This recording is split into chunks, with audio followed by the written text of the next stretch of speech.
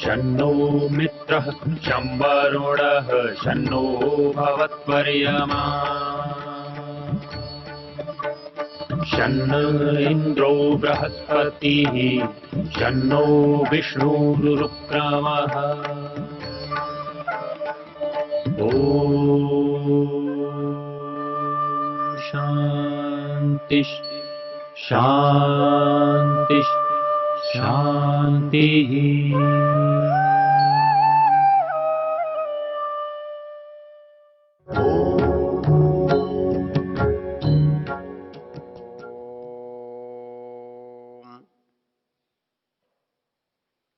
हम यजुर्वेद के पुरुषाध्याय पर विचार कर रहे हैं। इस अध्याय का ऋषि नारायण और इस अध्याय का देवता पुरुष है। अर्थात इस अध्याय का जो विचारणीय विवेचनीय जो विषय है उसका नाम पुरुष है। पिछले मंत्रों में हमने सृष्टि की उत्पत्ति के क्रम पर विचार किया और उस उत्पत्ति के क्रम में जिस मनुष्य समुदाय का जन्म हुआ, जिसकी उपस्थिति बनी, उसकी जो संपूर्णता है,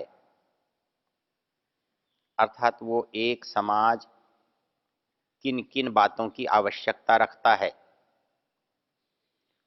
और वो समाज उन आवश्यकताओं को कैसे पूरा करता है, उसका उदाहरण क्या है। तो सामने जिसे हम पुरुष कह रहे हैं वही उस पुरुष का उदाहरण है और वही समाज रूप पुरुष का भी उदाहरण है। जैसे एक व्यक्ति का जितना भाग होता है, एक व्यक्ति के जितने अवयव होते हैं उतने ही अवयव उस समष्टि के भी होते हैं। यदि एक मनुष्य में पैर हैं, हाथ हैं, मस्तिष्क है, धड़ है, तो 1000 लाख करोड़ मनुष्यों को मिलाने पर भी स्थिति वही रहेगी। उन सब के पास सिर भी होगा, उनके पास पैर भी होंगे, उनके पास धड़ भी होगा, उनके पास हाथ भी होंगे। तो जो चीज एक इकाई में है वही बात, वही वस्तु, वही चीज समुदाय में भी होगी। तो जैसे इस शरीर के एक भाग को हमने ब्राह्मण कहा, हमने दूसरे भाग को क्षत्रिय कहा, हमने तीसरे भाग को वैश्य कहा, हमने चौथे भाग को शूद्र कहा। तो प्रश्न ये उठता है, जब एक इकाई के इतने भाग इन नामों से जाने जाते हैं तो इनकी समष्टि, इनका समुदाय, इनका समूह उससे भिन्न नामों से कैसे जाना जा सकता है। दुर्जनतोष न्याय से यदि ये मान लें, जिस जातिपन को हम महत्व देना चाहते हैं या समाज में देते हैं, क्या उन जातियों में बिना सिर के, बिना पैर के, बिना हाथ के या बिना धड़ के अस्तित्व है? तो वहां भी जो समस्त सिर है वो सोचने का काम करता है, चाहे किसी का भी हो। समस्त पैर सेवा का, चलने का, गति का काम करता है। हाथ सबकी क्रिया करते हैं। तो जो नियम व्यक्ति के लिए है, इकाई के लिए है, जो संज्ञा, जो नाम इकाई के लिए है, यदि वही नाम समूह के लिए, समष्टि के लिए आता है तो उसमें आपत्ति क्या हो सकती है? उनमें विरोध कैसे हो सकता है? जब व्यक्ति में विरोध नहीं है तो समष्टि में विरोध कहां से पैदा हो सकता है? तो मूल बिंदु उस चीज को नहीं समझने का है। और यह नहीं समझना क्यों हुआ, यह हमारे आज का विषय है। नहीं समझना अज्ञान से हुआ, नहीं समझना जानबूझकर हुआ, या नहीं समझना उस मूल में है, मंत्र में है, या नहीं समझना बताने वाले में है। इसको देखने के लिए हमें इतिहास देखना पड़ेगा, क्योंकि हमने मंत्र में देखा कि मंत्र में वो बात है नहीं जिसकी हम चर्चा करना चाहते हैं, समाज में जिसकी स्थापना करना चाहते हैं। क्योंकि मंत्र तो जिस क्रम से बोल रहा है वो क्रम तो सृष्टि का क्रम है, और उस सृष्टि के क्रम में मनुष्य उत्पन्न हुआ है, तथाकथित जातियां उत्पन्न नहीं हुई है। दूसरी महत्वपूर्ण बात है जो वहां विभाग बताया गया है, वो एक इकाई के अवयवों का बताया गया है। क्योंकि यदि कोई चीज अकेले पृथक होकर रह सकती है तो वो एक अलग इकाई होगी। यदि एक मनुष्य किसी परिवार से अलग होकर रहता है, उस दिन उसका परिवार दूसरा हो जाता है। जिस दिन कुछ मनुष्य एक समूह से हट करके दूसरे समुदाय में रहने लगते हैं तो वो दूसरा समुदाय कहलाता है। तो इसलिए हमारे यहाँ जो नाम हैं वो पृथक पृथक समूहों के नहीं हैं, बल्कि एक अवयव, एक इकाई के, एक समूह के पृथक पृथक अवयवों के हैं। तो इस दृष्टि से जो विचार है वो आलोचनीय है और निंदनीय है, क्योंकि वो उसका अर्थ बनता ही नहीं है।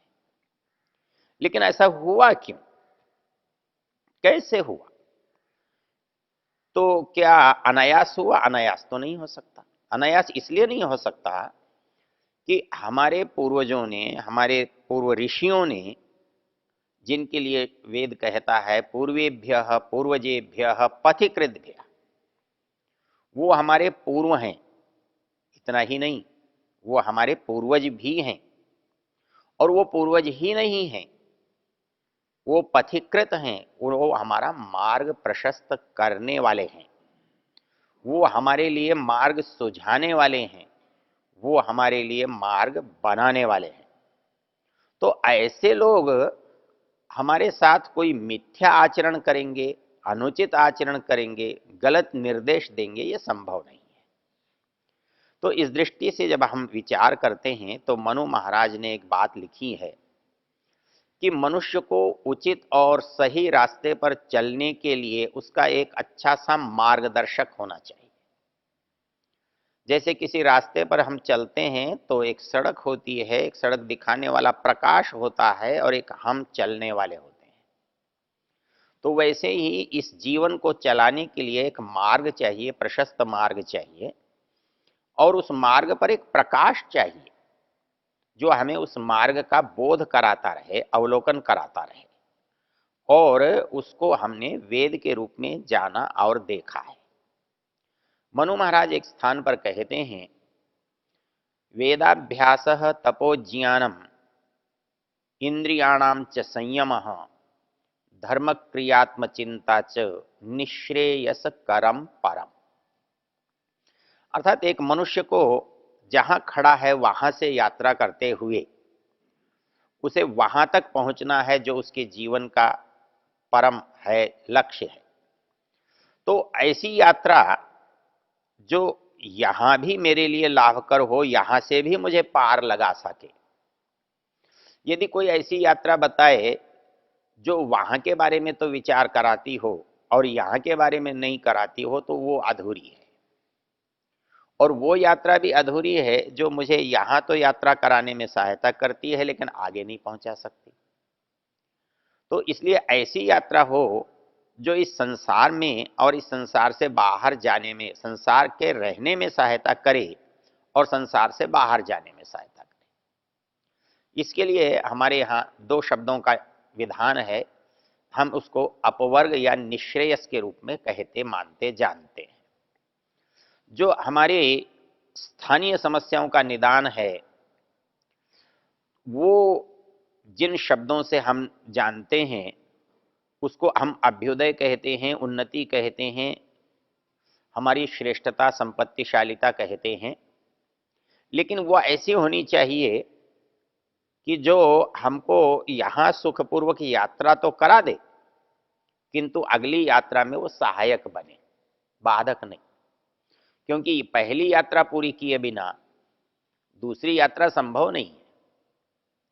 इसलिए मनु महाराज ने एक मनुष्य को एक ऐसी यात्रा का पथ दिया है जो उसके इस जीवन में भी सुखदायक है, सरल है, सहज है और अनायास उसको अगले उद्देश्य या प्रयोजन तक पहुंचाने में समर्थ है। वो कहते हैं कि वेदाभ्यास तपोज्ञानम इंद्रियाणाम च संयम धर्म क्रिया आत्मचिंता च। ये क्या है? निश्रेयस कर्म। कैसा निश्रेयस कर्म? परम निश्रेयस कर्म, अर्थात इससे बड़ा, इससे अच्छा, इससे ऊंचा कोई तरीका नहीं है कल्याण को पाने का, कल्याण तक पहुंचने का। तो उनमें सबसे जो महत्वपूर्ण चीज है उसको उन्होंने आत्मज्ञान कहा है। और वो ये कहते हैं सर्व अमृतम सर्व विद्यानाम प्राप्यते अमृतम तथा।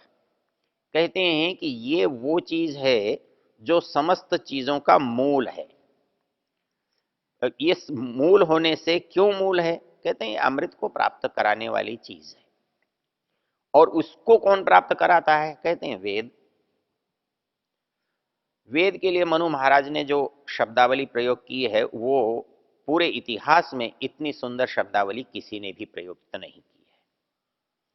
वो कहते हैं पितृदेव मनुष्याणाम वेदश्चक्षु सनातनम। आप कल्पना कीजिए इस धरती पर कोई प्राणी, कोई पशु पक्षी, कोई मनुष्य क्या बिना आंखों के, बिना प्रकाश के अपना जीवन यापन करने में समर्थ होता है? और यदि उसके बिना किसी का काम नहीं चलता तो जीवन के लिए जो प्रकाश रूप है, ज्ञान रूप है, उसके बिना किसी का काम कैसे चल सकता है? इसलिए मनु कहते हैं पितृदेव मनुष्याणाम, किसी एक का नहीं, किसी एक समुदाय का नहीं, किसी एक स्तर का नहीं। पितर का स्तर, मनुष्यों का स्तर और देवत्व का स्तर। मनुष्य एक सहज परिस्थिति है जो न ऊंची है न नीची है, सामान्य है। जो सामान्य परिस्थिति में विद्यमान है वो मनुष्य है। जो सामान्य परिस्थिति पर चल रहा है वो मनुष्य है। आप उसे न अच्छा कह सकते हैं न उसे बुरा कह सकते हैं। लेकिन जो थोड़ा सा ऊंचा हो जाता है, जो उत्कृष्ट होता है, हमारे समाज में, हमारे समूह में जिसकी कुछ ऊंचाई बढ़ जाती है, जिसका ज्ञान, जिसका कर्म, जिसका मार्गदर्शन, तो हम उसे पितर कहते हैं।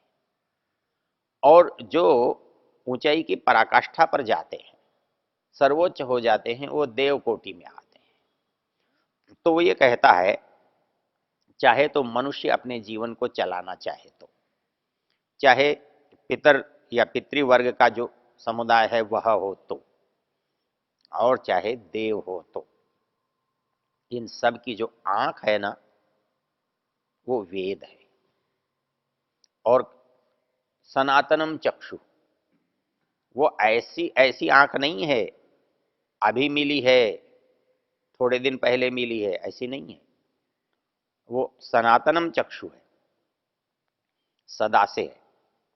अर्थात जब से आंख है प्रकाश है, वैसे ही जब से ज्ञान या बुद्धि है वेद है।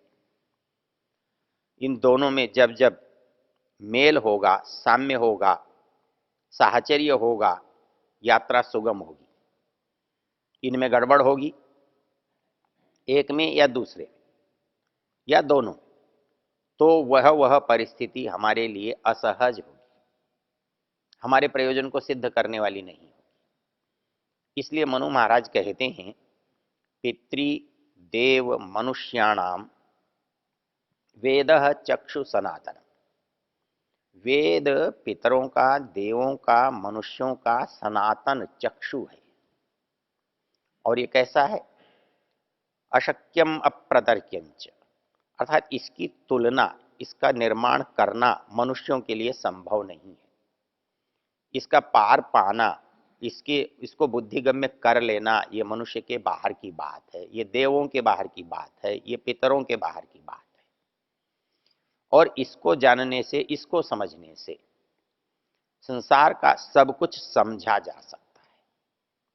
इसलिए उन्होंने इन्हीं बात को आगे की पंक्ति जब वो कहते हैं सैनापत्यंच राज्यंच दंड नेतृत्वमेव च सर्वलोकाधिपत्यंच वेद शास्त्र विदर्हति। अर्थात इस संसार में जो जो करने के काम होते हैं, उनको जो जो लोग करते हैं, उस करने की जो ऊंचाई है, जो श्रेष्ठता है, जो अच्छाई है, उसको यदि कोई प्राप्त करना चाहे तो उसे वेद पढ़ना होगा। चाहे वो राजा बनना चाहे, चाहे वो सेनापति बनना चाहे, या समाज का मार्गदर्शक बनना चाहे। सैनापत्यंच राज्यंच दंड नेतृत्वमेव च, चाहे वो न्यायाधीश के रूप में हो, चाहे राजा के रूप में हो, चाहे सेनापति के रूप में हो, उसकी सफलता जो है वो उसके इस ज्ञान पर निर्भर करती है। इस दृष्टि से जब मनु कहते हैं कि वो वेद आपके लिए इतना मार्गदर्शक है, तो प्रश्न ये उठता है कि वो वेद आपको गलत दिशा कैसे दे सकता है, या वेद का प्रयोजन आपको गलत दिशा देना कैसे हो सकता है। जो सबके हित के लिए बना है, वो समाज के किसी वर्ग का, किसी विशेष व्यक्ति समूह का अहित करे, ये संभव कैसे है। इसलिए यहां पर यह कहना कि वेद में ऐसा लिखा है, ये अनुचित है, मिथ्या है, गलत है। फिर वस्तु स्थिति क्या है? वस्तु स्थिति इतनी समझने की है कि हम आज उसको गलत समझ रहे हैं, लेकिन हमारे इस गलत समझने का कारण क्या है? हम अपनी बुद्धि से समझ रहे हैं, या कोई हमें ऐसा समझने के लिए प्रेरित कर रहा है, विवश कर रहा है, कोई हमें मूर्ख बना रहा है? ये हमें जानने की आवश्यकता है। आज जो व्यक्ति कह रहे हैं, क्या वे ही दोषी हैं, या उनसे पहले कोई और लोग हैं जिन्होंने इस अव्यवस्था को उत्पन्न करने में अपना योगदान दिया है? तो दो बातें हमारे सामने बिल्कुल स्पष्ट हैं। ये मूल रूप से वेद के अपने स्वरूप में वो बात नहीं है जो जिसको हम आज देखते हैं, या आज के लोग जिसमें से वो बात देखना चाहते हैं। तो आप हमारे सामने एक प्रश्न उठता है कि ये जो हमारे पास आज इन शब्दों का जो अर्थ बना, ये कहाँ से और कैसे आता है? तो इस पर यदि इन शब्दों पर ही हम एक बार फिर से ध्यान देते हैं, तो इसके अर्थ के बदलने का इतिहास भी हमें पता लग जाता है। और उसको पता लगाने के लिए इन जो जो मंत्र हमने आज पढ़ा, ब्राह्मणोस्य मुखम आसीत बाहुराजन्य कृत उरो तदस्य यद्वैश्य पद्भ्याम शूद्रो अजायत, इस पर इसके ही परिप्रेक्ष्य में विचार करने की आवश्यकता है। ओ